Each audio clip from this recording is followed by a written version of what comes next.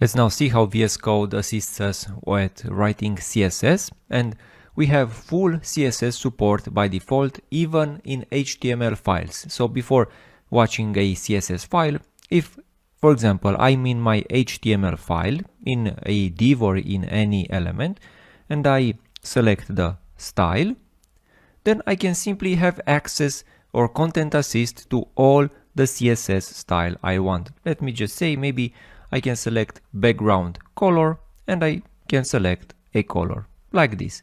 If for example I have like typos, VS Code will already directly know that I have a typo. Alright, so this is working. Let's now create a very basic CSS file. So I will first create a link to a CSS. Unfortunately, we don't have an emet for this basic CSS string, but no problem. I have created this link relationship. Alright, so let me now create a new CSS. I will call this style CSS.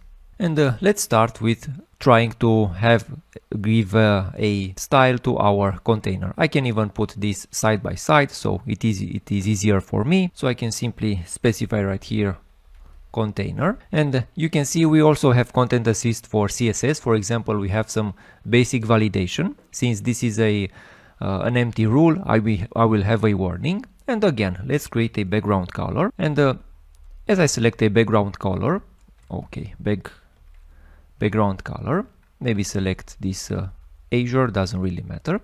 But as soon as I'm selecting a color in CSS, this is a very cool feature.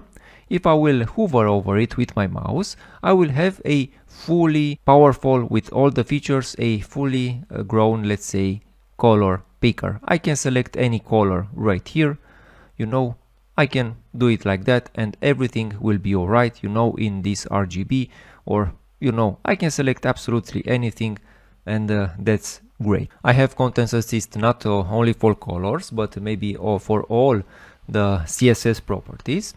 For example, if I will want to select a width, you know, I can have suggestions. I can maybe pass it like this. I want maybe 800 pixels, and as you can see, it will know that these are pixels. If I have a typo right here, then I won't have content assist. This is great.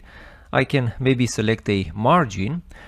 My point is right here that we have fully content assist, let's say. That's great, and this is a great tool, especially if you are a beginner and maybe a small typo in your CSS or in your HTML file will make you lose a lot of time. With this kind of content assist, you will have a much easier time learning and then developing CSS. Let's proceed into the next lecture and talk about a very cool extension that will help you with your web development.